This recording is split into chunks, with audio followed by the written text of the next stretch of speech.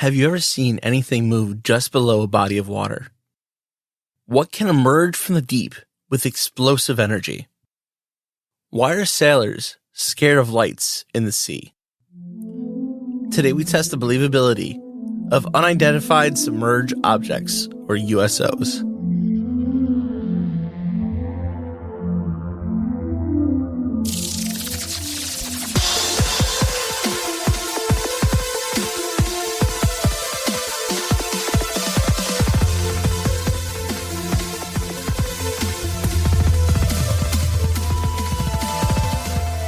Welcome to Believing the Bizarre, Where we dive into the unknown and the unusual. and tell you whether or not we find it believable. We are literally going to dive in today. Yes, Into the deep. big whales. It's all big whales. Big chunky whales. I love whales. Sea pigs. Did sea you know that cows. sperm whales sleep vertically? No, I didn't even know they slept. They do. They sleep vertically, which is strange. Do you think they get more sleep than I do? Yes. Yeah, absolutely. Yeah. Yeah. There's Anyway, so much in the water that is unknown. I think they've only explored like 20% of the sea. No idea. I know it's a lower percentage. Yes. So it's a failing grade. Less than half, yeah. It's much less than half. Anyway, so are you ready just to jump into this? Yeah, you know what? Intros. Yeah. Let's go. Let's Let's just talk go. about things. I feel like it's going to be hard to see things underwater, right? Because it's all like, I mean, even sharks, like, don't they just come after humans because they mistake us for other things? Seals, I think. Yeah. Yeah. That's what happens in Jaws. Well, Jaws is different. Well, That's a man-eater. yeah, that's like an always hungry shark. Imagine a That's seal. how I feel. A seal seeing a human get ripped up, and they're like, "Could have been me, man. Yeah. Thanks for taking one for the team." So quickly, before we really get into this, because honestly, this is mostly just encounters. I'm okay with that. Quickly, though, what is a USO? What is an unidentified... I keep doing that. Unidentified submerged object. Yeah, what's that? Something under the water that we cannot identify. It stands for Unidentified Submerged Objects, and that is, it's like the counterpart to a UFO, and they are objects in the water, and no one can identify them. So a USO could become a UFO in some instances, like because you've heard about a UFO like treading underwater. I'd say and then- many instances. Okay. What is so there's air, there's water, and then there's got to be like a gaseous one, or I guess that's air. No, like land. We need an unidentified. Yeah, like a land rover. What's the terrestrial? What is Terrestrial. terrestrial? Yeah. An unidentified terrestrial object. The problem with that is that's pretty easy to figure out what those That's are. just a Tesla. Yeah. So either they zip past people, things underwater with great speed, or they somehow create this glowing lights that draws people in. And they also have been known to pop out of the water and shoot up in any direction. Okay. So yeah, a lot of them do turn into UFOs, Got you. but they start under the sea. It would be as trippy as it would be to see something shoot up. I feel like if you, and I'm not a boating expert. I don't have a lot of experience. I've been out on boats, Lake Erie. We both live by Lake Erie. Yeah. And so I've been out on lakes and stuff. But like, I feel like in the ocean, if you can feel like a school of fish go by and you're like, okay, cool. Or like you might see a dolphin swim by. Yeah. But I feel like if you were on a boat and you were fishing, so your attention is in the water, and you saw something like mechanical, or even if it's not mechanical, if it's organic, but it just like shoots by you, like what animal? And like, and it's going to get like reflections and stuff. Like it's going to look muddy and murky. It's not going to be a crystal clear image unless you're in the Bahamas or whatever. And I feel like if you just saw that shoot underneath your boat or by your boat, that would be terrifying. Very scary. Although the Mako shark moves pretty fast, but that's not common here. In Lake Erie. No. Yeah, no. Imagine if it caught your reel and it just like your pole just rips out of your hands. You know what's interesting about the bull shark is that they can switch from saltwater to freshwater. Is this episode going to have a bunch of like those little I wasn't planning on marine life tidbits? Was not planning on that. I'm not opposed to it. That's just a thing I do. Okay. So let's jump into this. First encounter already. It is from Reddit. Got a couple Reddit stories. And this first one goes like this. Quote, "It was my late uncle that really fired up my curiosity with a story that he relayed when I was a kid. All the adults would roll their eyes, but I ate it up. He served in Korea and 3 Vietnam tours.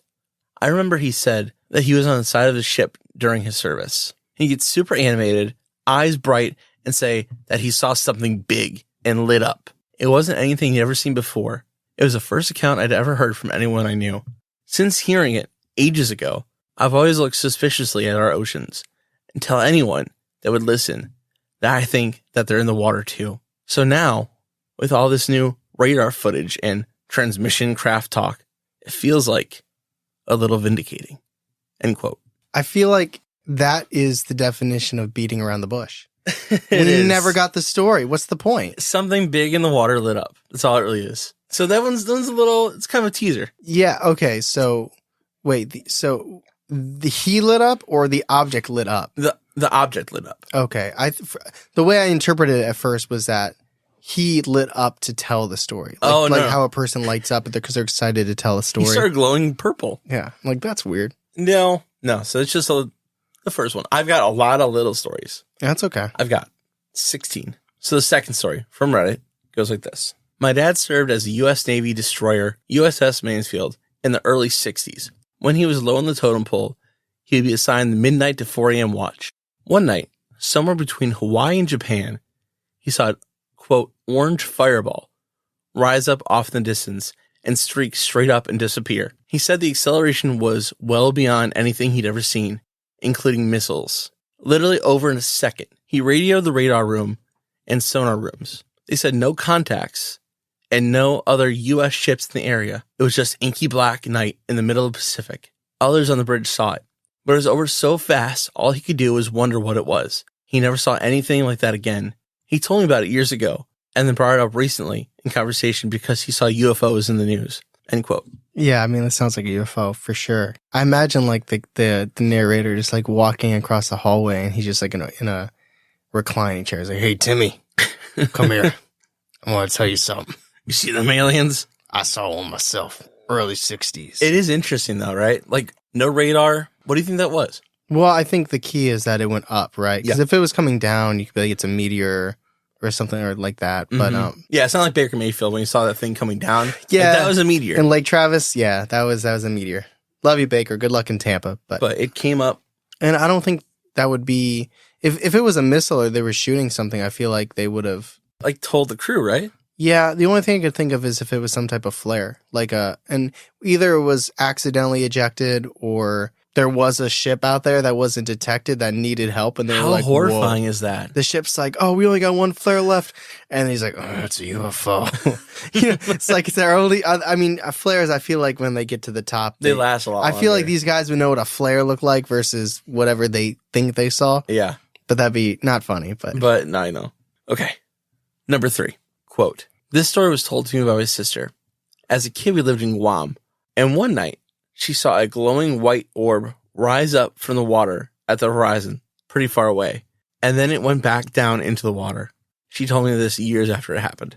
Man, why are these people all saying it years after the fact? Like, Yeah, it's like don't you want to tell someone? It's like, oh, by the way, I forgot to tell you this from like 5 years ago. Well, there was a big It's like stigma for a long time. Yeah, it's like producer Ben. I never told you guys I was possessed. I'm waiting for that story. Yeah, me too. At what point do we like now? This is for you. I'm speaking to you here, Okay, Charlie. okay. Because me, like most of these things so far sound like a spaceship or a craft. Mm-hmm. But at what point do you start thinking that there's like these creatures? I mean, you've done the Kelpies, you've done the Selkies. You know, you have your water fairy beliefs. Like this most recent one, I feel like you could make a case that it wasn't alien, it wasn't a spaceship. It was something glowing under the water. It's weird to me because I definitely lean more spaceships when it comes to this kind of thing. Okay. I mean, there is an argument, you can say this, that maybe it's all the same thing. That maybe there is no aliens, maybe there are no fairies, maybe they're all the same weird thing. Wow. Every episode is just the thing. Well, maybe it's kind of different where you are in the world, where you are mentally, a different thing appears to you. Maybe it kind of enfolds in your unconscious a little bit. Maybe it's kind of like a two-way street. Like it doesn't exist without you seeing it. If a tree falls in the woods, does it make a noise? No, according to your theory. Unless someone's there to hear it. Mm-hmm. So that's kind of my point. You know So what I'm it's saying? it's just this paranormal theory and then Bigfoot. Those are the only two things that exist in this world. Good. No, but that's like, for instance, I mean, we have friends, this is more on the religious side, that would argue that aliens aren't real, but aliens are demons, right? Yeah, So yeah. if someone thinks that they see an alien, that person might interpret it that, no, they saw a demon. Yeah, that's very scary to me. But also, I'm not going to say I don't believe it because, like, how many encounters are there of, like, aliens probing and stuff? Oh, I can say I don't believe it. I don't mind saying I don't believe it. But I'm just saying it all comes down to interpretation. Yeah, that's true. Like, what someone might interpret is, like, somebody from, like, let's say you're on a cruise, right? Because you just were on a cruise. Sure, yeah. And let's say you saw that light in the water, and you and someone on a complete other side of the cruise that you don't know and will never talk to. You guys saw the exact same thing, and for the rest of your lives, you could tell people two different stories. One person's like, I saw this underwater creature, and it lit up. And you'll tell people, I saw this UFO. It came to the surface of the water, but then it went back down. You know what I mean? Like two people seeing the same exact thing, but having completely different interpretation of what that experience really was. Yeah. I could see that happening pretty easily just because it's in the eye of the beholder, you know? Yeah. And I guess the only reason I brought this up is I wonder when in these, because you said you have a lot of short encounters, I wonder if there's going to be a pivot where it stops feeling like UFOs and then it starts feeling like, but then again, this is called USOs, so objects. And I don't really think of a living creature as an object, but then again, that's just a general classification. But I'm interested to see if there's going to be a pivot where it goes from underwater spaceships and, you know, like physical, like metallic objects versus what is this creature in the water? Or could it be considered an object, but really it's like a organic being? Well, maybe those glowings are the big, like, differences. Like, the one we just talked about just glowed. Maybe that one's some kind of elemental. Mm-hmm. But there's other ones that I'm pretty sure are spaceships. Pretty sure they're aliens, bro. Number 4. This is a quote from the Travel Channel, but they were quoting Reddit, so. See, it's not just us. Even reputable sources like the Travel Channel. Quote, it rose out of the ocean. I used to live next to a beach in the apartment complex. One night, I was with my friends looking at the ocean from the balcony. The light from the moon was enough for us to watch the waves and the shore. We saw a light on the ocean. It slowly came out of the water. What we saw was like an orb-shaped ball of light. It was so bright for a moment that I almost couldn't see the object itself. It kept going up slowly and suddenly took off quickly into the dark sky. Everything happened in like 8 seconds. We were both freaked out and went inside of the apartment. Years later, I saw a report on the National Geographic about orb-shaped lights flying around in a forest in the USA. I knew it was the same thing I saw. End quote. I wonder where that took place. Yeah, they said a beach. I don't know. I think probably in Europe because they're talking about the USA. Yeah, it would make you think that it didn't take place in the United States. Yeah, but how nice would it be if you have to live in an apartment? To be by the ocean? Yeah, yeah. Not too bad. Not too bad. I mean, it would be cool. I mean, I do like the ocean. I'm not somebody who'd want to spend all day every day at the beach or the ocean. Like, that's not my bag. But I do like it, and I enjoy my time there. But that would be so trippy. Because, like, so last year when I was at the beach is when I was looking at the Milky Way, which is really cool. But it's so dark out there. Yeah. Like, a beach can quickly go from, like, super awesome and fun to kind of creepy. Because you know there's other people walking a beach at night, and not everybody uses their flashlight. So there were a few moments, like, feeling a little bit vulnerable. Yeah. But, I mean, that'd be so, like, how, and I feel like it's so dark. Maybe not in where they're at, because it sounds like if there's an apartment complex, there's probably a town. But, like, all the stars, it's nighttime, and you see this light go up in the sky. And it's got to feel like you're the smallest comes out thing. of the ocean, too. And you have to hear that, like, water sound, too. Like, it's, like, shifting off this object, and it pops up in the sky. Interesting. So, number 5 comes from thedive.com. And this is a quote. Mark, who runs special effects company from FX Metal that undertakes a novel contract, said, quote, as a thank you for doing some work for the Navy, they asked me if I wanted to go for a ride in the submarine. So I said yes. Once we got under, I was sitting in a sonar station, and the sonar operator was sitting right next to me. Submarines are loud. People think they're very quiet, and it's true. They are on the outside because the sound doesn't get out. But inside, you hear fans, noise. It's a constant din on a submarine. I was sitting there zoning out a little because I was seasick, and all of a sudden, the sonar kid shouts, faster, move. And I'm jolted awake, thinking, what's happening?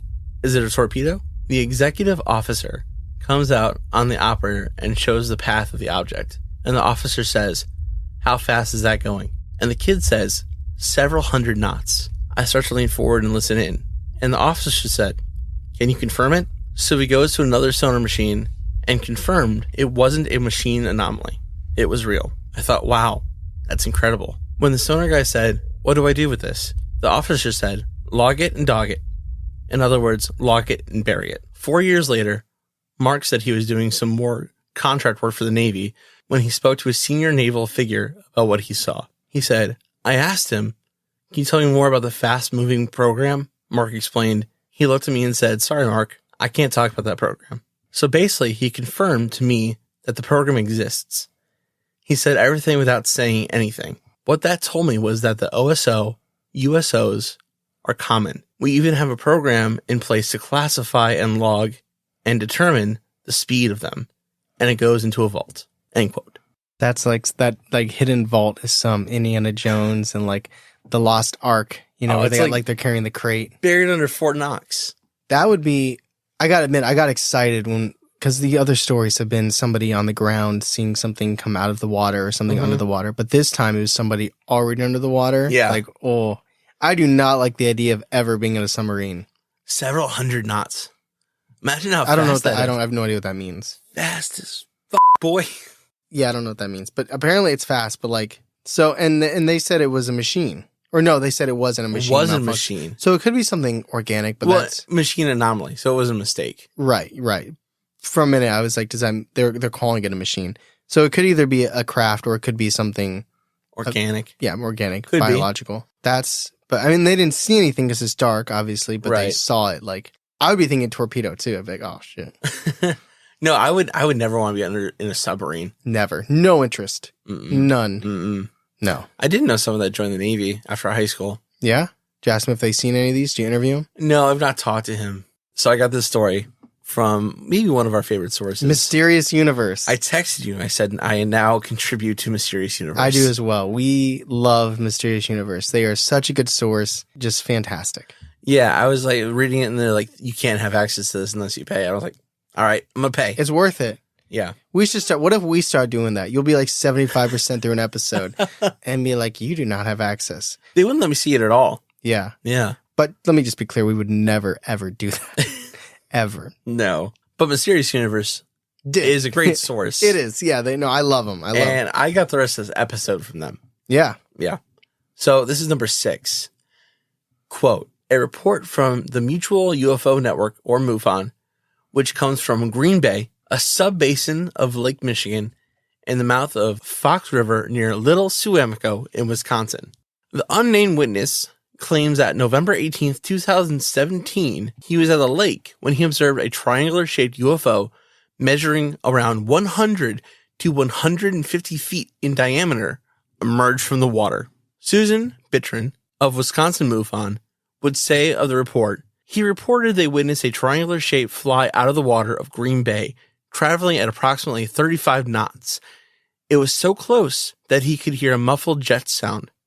As it came out of the water, it turned on its side and traveled west and gained elevation. The color was dark, and it had blue flashing lights. The elevation was at 500 feet, and the distance was less than 1,000 feet. The side of the triangle was between 100 and 150 feet. Based on the evidence and the data provided by the witness, I calculate that this case is of unknown category. End quote. We're eyeballing a lot of numbers here. Yeah, I don't know if I could.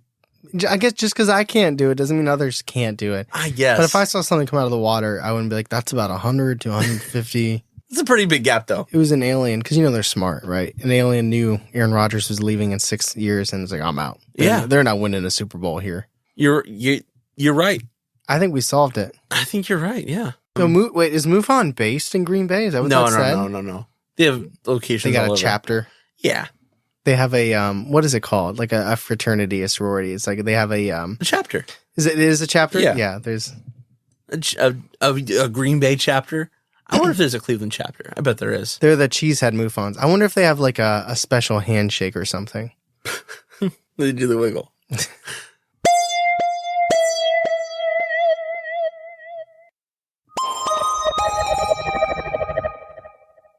Number 7 from Mysterious Universe again. Quote, in more recent decades, there have been various and other reports of USOs as well. From the Files from Norfolk is one from February of 2007, reported by a witness who says that At the time, she'd been aboard a cruise ship, Dawn Princess, heading back to San Francisco from the Mexican Riviera. As they passed Half Moon Bay, she claims to have had a very otherworldly experience, of which she says, "I was coughing up a storm at 2 a.m., and my husband went to find a hot lemonade. I was awake anyway, so I pulled back the curtains and stood in the window to watch the cruise ship's water. Mesmerizing. After about 5 minutes, 3 soft glowing lights came into view. 3 uniform, nearly spherical objects, evenly spaced in a line parallel to the ship's hull and hovering just above the water surface. Based on the appearance of dolphins from the window and the people seen standing on the piers, I'd say the 3 spheres were somewhat larger, maybe 12 to 15 feet high, perfectly smooth, and with a pale bluish white glow. They appeared to stay in a place while the ship moved past them. They were hovering, but they didn't disturb the water below. Just as they went out of my sight, the left one, towards the bow, splashed down into the water and disappeared. Of course, I hadn't thought to tear myself away from the window to get my cell phone or camera. And of course, 3 more glowing spheres, hovering in a straight line along the edge of the wake, came past the window 2 minutes later.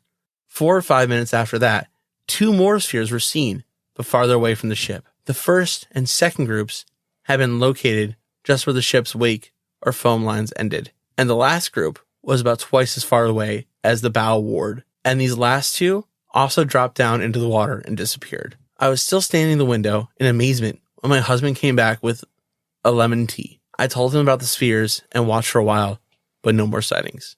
End quote. Wow. There's probably no chance those are just drones, right? I don't think it would go into the water. No, that'd be like if it died and it's like, oh shit. Yeah. And so that's the same color as one of the other stories, right? Didn't the other one say it was a blue? It did, yeah. The blue triangle, right? Yeah. So there's some connection. I think it actually, if you like you hear a lot about UFOs shooting off directly into space, but if they're like staying here, I feel like, you know, the idea that they're in Antarctica or places like that, but also the water is really smart. Like there's a lot of it. Really, really smart if they wanted to stay on the planet but be kind of out of sight, out of mind.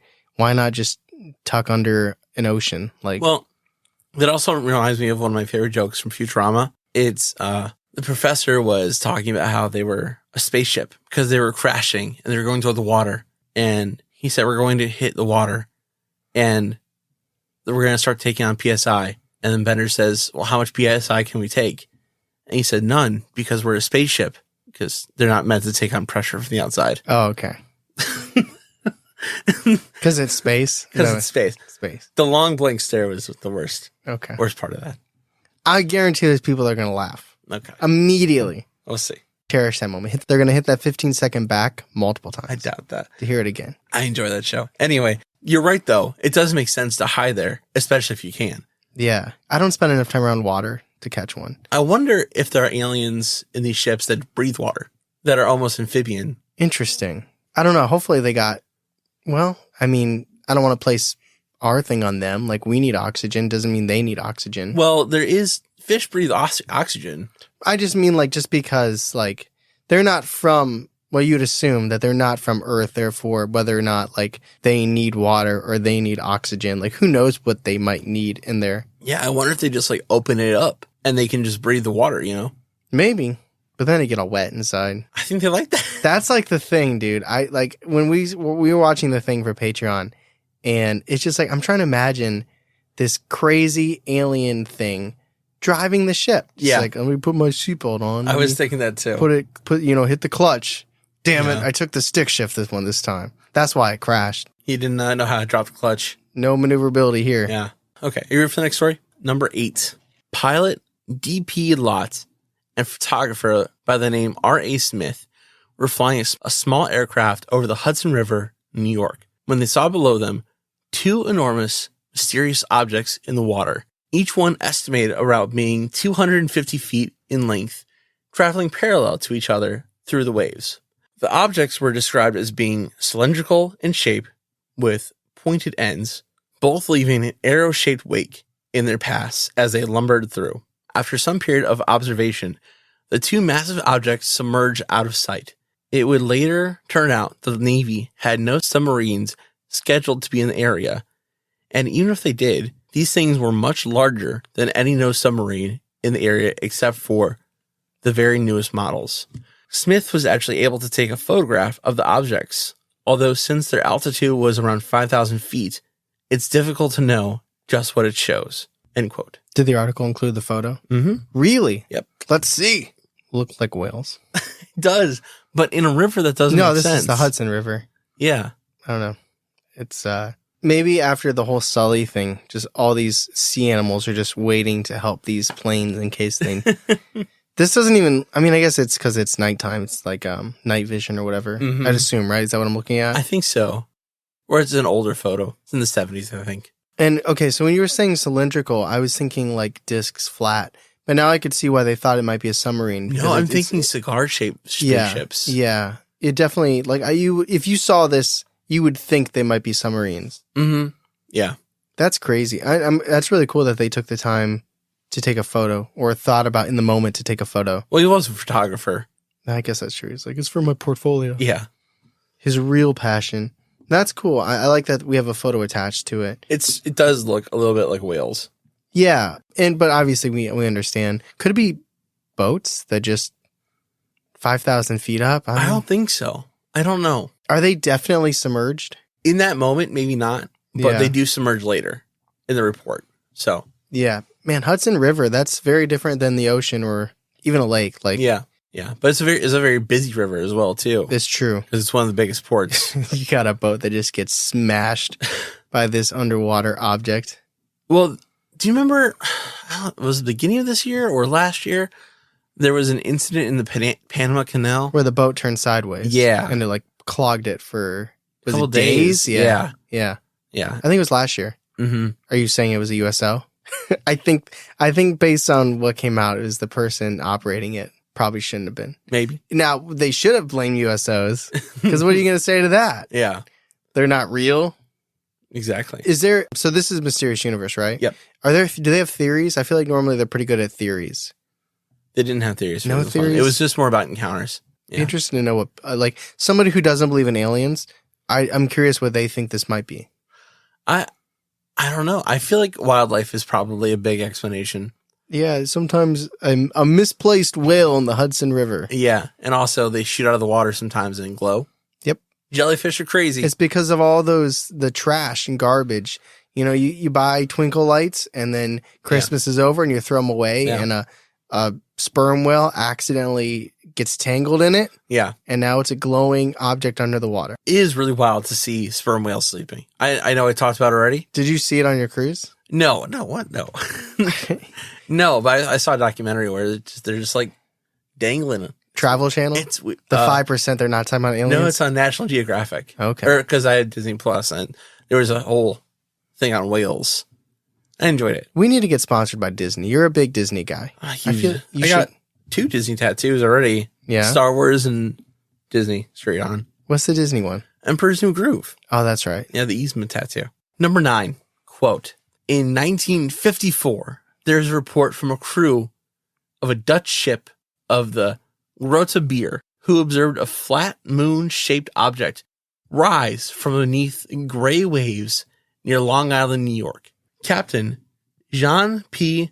Bushoff would describe it as being gray, metallic, and having a ring of lights along its edge. It then flew off out of sight. Curiously, at around the same time, a strange sight was allegedly seen by the Honduran freighter Aleki P, which reported it as being a, quote, ball of fire moving in and out of the water without being extinguished, trailing white smoke and moving in erratic course. It is unknown if this could have been the same object witnessed by the Grote Beer. End quote. That is 2 very different descriptions. Yeah, it is. One is a lot scarier than the other. Yeah. Like if you see a metallic object with lights coming out of the water, that's like you're awestruck and it's like, oh my God, what am I witnessing? But just like the way that they described the fireball, erratic. Not burning out. And the white smoke, it almost feels like a space battle. Yeah, it just like something like is wrong, something's bad happening. Mm-hmm. It's definitely creepier. I wonder if that could have been another Roswell, except they landed in the water. Maybe. I mean, it is the 50s, and I feel like 50s through the 70s is when all this stuff happened. Yeah. I wonder if there's any chance it could be just testing. I think it's a great chance it could be that. just testing like governmental I'd say testing. not all of these are probably UFOs. I think some are, not all. I mean, what if it's like they found a spaceship and that we tried our best to replicate it, and we're like, all right, we're gonna do this really undercover study in Long Island. No one's there. Number 10, quote, in 1955, a couple by the name of Borders was out rowing at the Titicaca Reservoir in Rushire County, New York, at around 1:30 a.m.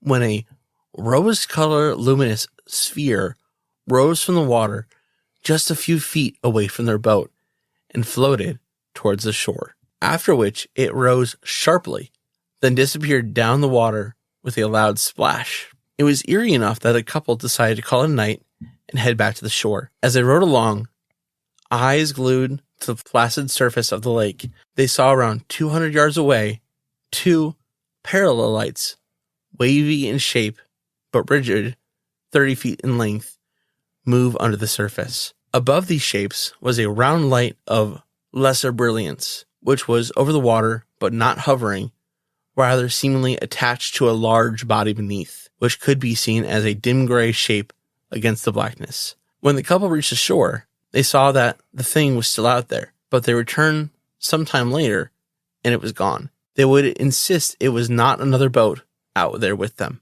End quote. So what did it do at first? It like popped up a few feet from them, and then it floated to the shore. Yes. And then it like shot down in the water. Like it didn't pop out. Like it like splashed along the surface, I think. Okay, like a boat would skid across. Yeah, exactly. What were they doing at 1:30 in the morning? Rowing. Yo. And they go by Borders? Yeah. Mr. and Mrs. Borders. I don't know. For some reason, like that's just as believable as any other story we've heard so far, but I go really unbelievable on that one just because. You wouldn't go kayaking at 1:30 in the morning? Like kayaking at night versus kayaking at 1:30 in the morning is very different. Like, I guess if you started kayaking at like 11 and you just kept going until 1:30, but I don't know. I mean, we just talked about night hiking last episode. That's true, we did. Yeah, but this is it's a little bit riskier even though too, right? Because it's on the water. Yeah, I don't. And where were they at? In New York. Yeah, I don't know. Nothing fishy there. Let's move on to the next story. Number 11. Quote, a strange case that was mentioned in the book Invisible Residence by Ivan Sanderson. The incident allegedly happened in 1963 off the coast of Puerto Rico, where the U.S. Navy was at the time concluding an anti-submarine warfare exercise. The command ship at the time was an anti-submarine warfare cruiser USS Wasp, along with a fleet of 5 smaller vessels, mostly destroyers, and an unknown number of submarines below. It began when one of the sonar stations on one of the destroyers noticed that one of the submarines had broken formation and appeared to be pursuing a small, fast-moving, unidentified object. This smaller object was reported as moving in excess of 150 knots and would apparently lurk about in the area for several days, zipping about underwater and tracked by the naval ships and anti-submarine warfare patrol aircraft. The mysterious object was reported as doing maneuvers and traveling at speed far beyond any known submarine technology, as well as doing sudden, rapid dives to depths of up to 27,000 feet. Apparently, visual confirmation was never made, so it's difficult to tell what this thing could have been. End quote. Man, somebody's getting whacked because that was supposed to be. It was a project that wasn't supposed to get out, right? What was it called earlier? Project? Program. Program. It was a program that wasn't supposed to get out, and it got out. Yeah. So somebody's getting whacked. That's supposed to be locked away with the Ark. What are you in the mafia? I'm just saying, like we've already heard, they're not allowed to talk about it, and somebody's spilling all the beans here. It's probably the UFO or the submarine that went chasing after it. Yeah. Isn't that very interesting, though? I still don't know how fast a knot is. It's not that much different than a mile per hour. Why don't they just use miles? I don't know. Is it the metric system? I think it comes from... No, I think it's some kind of old boating terminology that comes from like actual knots and ropes. Oh, jeez. Yeah.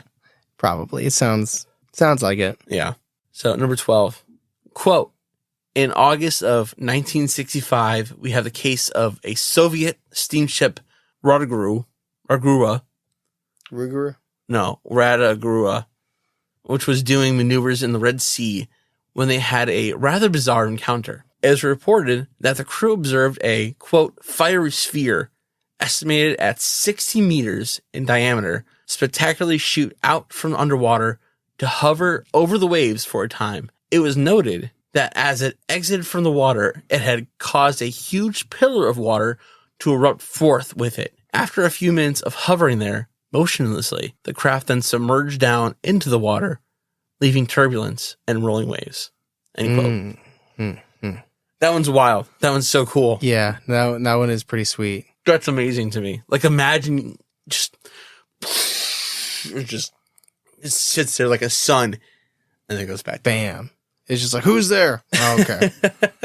It's like an alarm. It's like there's like a house underwater. It's just like it's like when you have a light turn on outside. Yeah. Just a boat. That one might be my favorite one.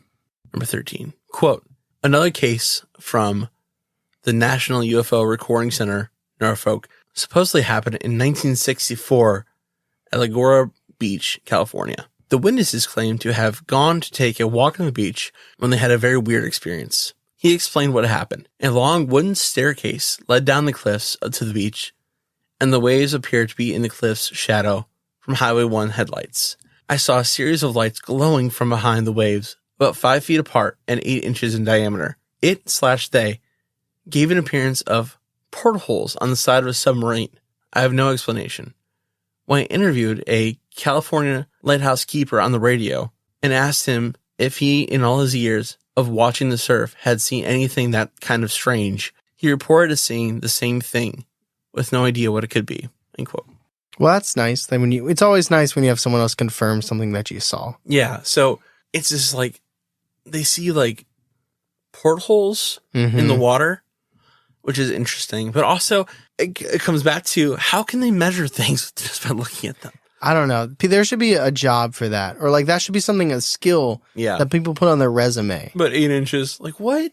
Yeah, like I do CSS, I do code, and I can, with naked eye, just like tell. From any distance measure. Yeah, I can measure from up to 100 feet away. I can tell you. I'll tell you what, we could have used that person when we were trying to figure out stuff for the studio. That's true. Oh, we haven't messed up yet, though. No, because we used a measuring. Yeah, that's true. I did, yeah. Measuring tape, yeah. Although, really quick, all these people could be very wrong. Oh, yeah. I mean, just because you just throw it out there. Yeah, no, they could all be super wrong. One day we're going to be on Mysterious Universe with a story, and they'll be like, and they were quoted as saying it looked about 75 yards of a going to field. Yeah, I was going to say. It's like 2 good Dick Chubb runs. I would measure it by football fields. Yeah. Or elephants. Or alligators. 6 elephants. 4 pregnant giraffes. 1 moon? Number 14. Quote, from the 1970s, there was an account given from an Admiral V.A. Domlovsky, chief of the Pacific Fleet's intelligence department of the Soviet Navy. He would report that he had witnessed a gigantic cylindrical object around 800 to 900 meters in length, which hovered over the water and emitted swarms of smaller flying objects like bees from a beehive. The smaller objects were then claimed to have shot down in the water to disappear for a time before flying back and out into the larger mothership. This happened several times, after which the colossal ship loaded up all the smaller craft and flew off at a terrific speed. 800 to 900 meters. The more, like, I guess they gotta say something, right? Like, they can't just be like, it was big, or it wasn't that big, That's insane. That's a crazy No, I mean, that's size. huge. That's huge. Yeah. I just mean the people that are like, it's 100 feet. Like, you gotta say something, I guess. That's true. Or they're probed. Like, no, estimate. And like, are you going to quote me on this? Like, no. Stranger says 100 feet. I mean, this literally is like some War of the Worlds, Independence Day, mothership with a bunch of little things coming out. If that has any kind of truth, that had to be covered up. Had to be. Because I feel like that size, yeah, people would see that in the sky with their telescopes, with sonar. Like, where's this at? He didn't say where it was. Well, that's why they didn't. In the water. Somewhere in the ocean. No, I just mean it's not real. That's why. If you're not even going to say where it happened, come on, son. It's an admiral. Okay. The story says that it's an admiral. Now, I guess it could be in the middle of nowhere, right? Yeah. But if it's in the middle of nowhere, then who's seeing it? Yeah. I imagine it's somewhere in the sea of like the North Sea. That's the best place for it to be at, I guess, right? Because does it say, I don't remember, did it say a year? Because I mean, satellite. 70. Nah, no satellites. Yeah. Like, aliens got all their romping around done in the 50s, 60s, 70s. And then we got too advanced, or they traded us material. They're like, all right, you got to let us abduct people every now and then. And here, we call this an iPhone. And we're like, bet. You know, like eventually we got too sophisticated, I think. Even though, I mean, I feel like now more than ever, the government's like, yeah, aliens are real. And we're like, left, right. And they're like, did you guys hear us? Well, yeah, I said, aliens are kind of a thing. We don't know what it is. And like, the left is dumb. The right is dumber. And it's crazy how we care and then we don't. Yeah. We're like, oh my God. It's almost like it was more fun when you didn't admit it. Mm-hmm. It was like a tease, right? Yeah. Or it's like, when they say a guy and a girl, it's like once, like, it's like you're interested in them until they're interested back, and then you're like, It's like when we thought they were hiding it from us, but then there's like you flip the conspiracy on its side. It's like they're hiding UFOs from us, and the government's like, all right, you win, UFOs are real, and they're like, okay, they're telling us that to hide something else that's really going on. They're using it. I'm not saying that's wrong. I believe that. I'm not saying that's wrong. I'm just saying like there's always the next thing. Yeah. Number 15. Quote. Another report from Norfolk happened recently in 2017. In March of that year, a group of unnamed witnesses were observed on an oil rig offshore of supply ship OSV in the Gulf of Mexico, about 80 miles southeast of New Orleans, when they saw something very bizarre. They claimed that an immense oval-shaped object, estimated as being more than 5 times bigger than the 240-foot ship that they were on, rose up out of the ocean, yet oddly appeared not to be wet. The massive object was completely silent and rose and hovered around 30 feet over the waves before rapidly ascending out of sight at a 30-degree angle. End quote. I always love little good details, and I think it's interesting that they focused on that it didn't look wet. Yeah, that's strange, right? Almost like, I would say, if I had to put a bet on it, a force field. See, I was thinking like a hologram or something like that. Oh, like where we couldn't really see the exterior. Oh. I like the force field though, where it's like I like your hologram idea too. They're both good. Yeah. They could be both. It could be a force field hologram. Yeah. This really just looks like a Ford. They were embarrassed. Make it look like a sweet ass spaceship. Okay. No, bigger, 5 times bigger. Just like with a loud muffler. super sad. It's like, there's definitely a really big ship. It's real big. It's a rust bucket. Yeah. Oh. Okay. Last story from Mysterious Universe. Again, they were really clutch in this episode. Quote, in 2021, from the skies over Leeward, Oahu in Hawaii. In January of that year, numerous witnesses began calling 911 to report seeing a glowing blue oblong mass and a smaller white light darting about the sky. Before the blue one went crashing into the water below, the witnesses, only knew as Mariah, would tell Hawaiian News Now of her own sightings of the spectacle playing out in the sky. Quote, I look up and I was like, oh shit. I started calling my husband and them because they were all in the garage. I was like, hey, come out and look. See if you see what I see. They all said, yeah, I don't know what it was. This one was going so fast. It went to land in the water, and we called 911 to have like a cop come out and check. And my husband went to look and see the white one was coming. The white one was smaller and was coming the same direction as the blue one. End quote. So it is a person witnessed this event of, seems to be a spaceship chase. Yeah. Yeah. Called the cop. They called the cops. Cops never answer. I don't know what the cops are going to do. Cops are like, well, yeah, what do you want us to do about it? Like, cool. Call MUFON? Document it. Call Green Bay. Call Aaron Rodgers. Yeah. Yeah. That's the last encounter of the underwater. I keep doing that. Of the unidentified submerged objects. I could see why you want to say underwater, though. I know. Underwater. I keep making it up. It could be underwater, submerged, beneath the surface, wet. Objects. The USOs, though. Pretty crazy encounters. but let's talk about it in the discussion. Before we get to the discussion, we'd like to stop. We'd like to thank our patrons as of the recording of this episode. We'd like to thank Sydney, Kat, Jake, and Robin. Thank you all so much for joining a Patreon. And at this time, we'd like to kind of like highlight a couple things from our Patreon. I have to give one. Tyler gives one. Tyler, why don't you go ahead and give us one first? Sure. One bonus type of content that we do every month that I really enjoy is Director's Cut. And I think one reason I really like I like doing the Director's Cut. It's just like any Director's Cut you would have like on a DVD or whatever. It's just sometimes it's like an actor or it's a director, but you're just basically watching it together and they're talking over it. But it's cool because Charlie and I, and Charlie can attest to this, when we do an episode, it's kind of like we record it, we edit it, we put it out, and we're moving on. Like it's like we're always a week ahead of whatever's live because we're mentally preparing for the next episode.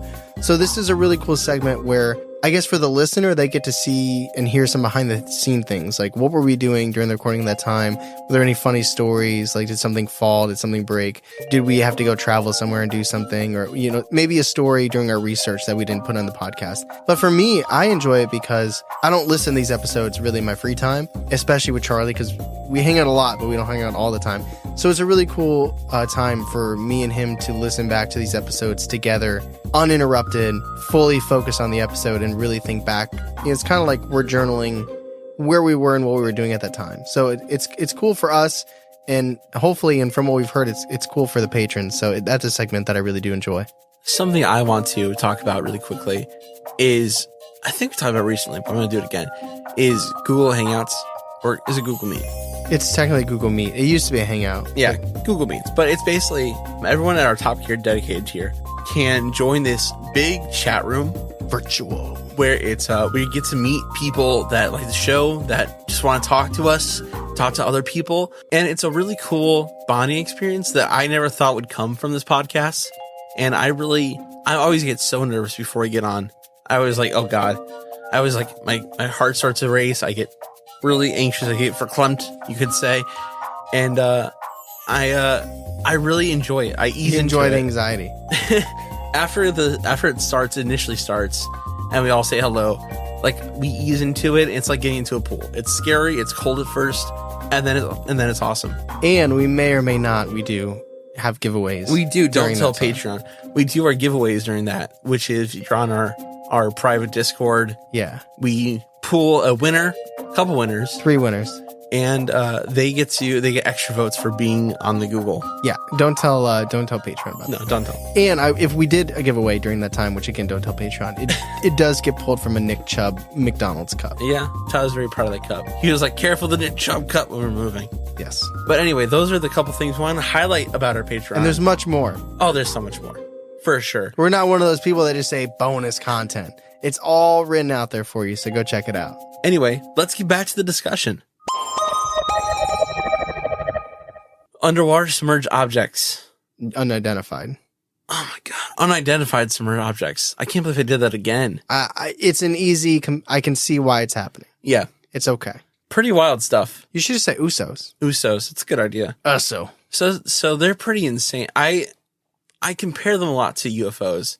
I think that a lot of them are UFOs. I think it's the same thing, really. Yeah, we've already done episodes where we talk about, like, I think about Lake Michigan, for example. Yeah. Or in Antarctica. We've done episodes where we talk about UFOs submerging in the water, coming out of the water. Back out. So it's really like if you can buy into the idea of a UFO, whether or not you believe it's alien, I don't think it's that much more of a reach to then believe that these could be the same thing. Yeah. It's also like UFOs in that so many of the encounters are similar with tiny little detail difference. Yeah. Like it might be a different light, it might be a different size, it might be a different shape, but there's so many similar characteristics between them. And it just is... How many blue lights did we talk about today? 4, maybe? I don't know. Yeah. This episode also reminds me of one of my favorites from last year was the one you did.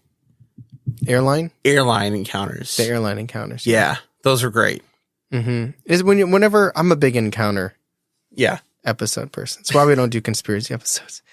That we don't want to get canceled. But yeah, it's just I don't know. Like if you are willing to buy into the idea of UFOs, I feel like this is kind of like parallel with it. I like to think that different shapes and colors and stuff are monikers of different types of aliens, maybe different types of classes. I don't necessarily think it's true. Yeah. But I like to think that like maybe the triangle ships are different than the cigar ships. Well, I mean, humans are all one species, and some people have Hyundais, and some people have Nissans, That's and some true. people have Toyota. Could be different brands. They're just mixing it up. They're tired of the tin pie, the upside down pie tin. Yeah, maybe thing. those are old models. Old model. They're trying to mix it up. They saw what happened to Roswell. Yeah. They saw well, I guess it didn't really crash in Rendlesham, but they call it Roswell. Mm-hmm. You know, it's weird how sometimes when people claim to see UFOs, it's like metallic, sleek objects with lights, and then other times people are like fireball. Fireball is an interesting description. Because it just feels so hectic. Are erratic. there any encounters from this that you want to talk about specifically? I'll be honest, they kind of blend. There's a lot. The one There's 16. I still stand by. I don't believe the 1 a.m., 1:30 a.m. Oh, that one's bubble. weird, right? Yeah, I mean, they all could be. Listen, every single one of them could be real. Every single one of them could be fake. That's just. But I'm going with the numbers game. That I'm going to say not all of them are real, but not all of them are fake. I'm going to say 9 are real and 7 are fake. Well, And I'm not identifying them. with the ones that are real, Mhm. they might not be even alien. They might just be man-made. Man-made testing, government testing. But even if one of them is not man-made and is real, Yeah. there's some spooky alien stuff going on. I really like that Russian one. Where it just jumps up and Yeah, that one's so flies back cool down. to me. It's crazy how this is like spanning decades too. Like this isn't like within 5 years this was happening. Yeah, no, it's from the 50s on. Mm-hmm. A lot of the 50 ones felt like they were a little similar too. Mm-hmm. Which almost leads to that theory of like maybe there was a specific race here at one point, then another one came while that one left. Mm-hmm. Yeah. It's like passing the baton. It's like, Yeah. a human zoo, you watch them now. I wish I could find more research on like different types of aliens and what they do and that kind of stuff. You got to join MUFON, man. You got to write the book and you got to pay the fee and then you can get a MUFON. It's at least $80. Well, Pay it, suck it up. yeah. All You're paying Mysterious Universe. Might as well pay MUFON. That's true. That's a good point. Is it $80 a year? It was a lot of money. Okay. Yeah. But you could be in the know, dude. They're like, that's like one of the questions. Like, will you tell the government about what we say? Do you host a podcast? You're like, no. I don't. I co-host a podcast. I really enjoy this one though. That's what I do on all the social media stuff. So I'm like, I like this one podcast. There's this one podcast you should check out. Don't look at my profile. Anyway, it's pretty incredible stuff. I don't know if it is real, but I kind of hope it is a little bit to some extent. I mean, it's like 70 years and like, I feel like the 50s, I really like 50s through 70s, or even, I guess you could even say like 40s through 70s. I know things happen in the 80s and 90s too, but I feel like that it was just such a hot period. Yeah. And like tech was bigger then, but it wasn't quite where like the world felt small. Like the world, I feel like probably didn't feel as small in the 50s as it does now, where there's like so much like different satellite imaging and things like that. Google Maps, you know. I want to be one of those people, and I'm going to say this, and it might sound mean, and I don't mean it mean. I wish I had nothing better to do than scan Google Maps, and I guess I could go on Google and like search top 10 craziest thing found on Google Maps, and maybe it's just people that were searching for something and they found it. But I feel like feel like there are people that just probably spend hours a day searching for crazy things, and I would love to be able to do that. I can't. But I mean that honestly, like I think that'd be really fun. You know, there's this is completely off topic and I apologize. There's this guy, and it could be completely fake, but apparently there's this guy, someone on TikTok, and I'm not on TikTok often, but he's able to locate where a picture's from. Yeah, no, there's a speed race. Did you send it to me? I don't think I sent it to you, but I've seen it before. Like they do like speed races. It's crazy. I Like know. they'll be like, hey, here's a picture of my grandfather standing but with this lighthouse behind him. Where did this take place? And it's just this dude that's able to like look at like the design of the lighthouse, look at the mountains in the background, and is like able to like perfectly find the exact location of where that photo is taken. Yeah, it's pretty crazy. Quick. Yeah. It's Seconds, right? Is that real? Yeah, it's real. Man, I don't know. I don't know. I might believe the 1:30 a.m. rowboating more than that. Speaking of believable, where do you come on believable for the USOs? I mean, I'm not saying every single one of these is believable, but the idea of these being unidentified objects that can be submerged underwater, I go believable because I believe in UFOs. Whether or not they're alien, I'm not saying that, even though I think they are. But I tend to agree with you. I think the idea of them is 100% believable. Thank you for listening to this episode of Blatantly Bizarre, where we talked about USOs. And what does that stand for again? Unidentified Submerged Objects. I saw the restraint. I had to mentally correct myself. You did it. It was good. Yeah. There was no editing there, people. He did it. It was real time. And real time hurt my brain trying to figure out what it is. But if you enjoyed this episode, like we all did. Like we all. Do you mean you, me? Or yes, we all? We are, you all. Please go to Apple and leave a review and a 5-star, and go to Spotify and leave a 5-star. Or if you're on Spotify, and I've been loving this, they got that question out there. What did you think about this episode? And you know what? I think this will be another one where I'll put a poll out. There was another one recently. Maybe it was, I don't remember what it was for. Maybe the possession story. But I might put a poll out there for this and see what people think. But I love the people that are saying, that are commenting on Spotify, and I have to publish them, so I am reading them. Maybe that's something we can do in the future where we because some people ask questions. Some people are just like, I like this, or this was cool, or, good episode. I love that stuff and I appreciate it, and we screenshot it still.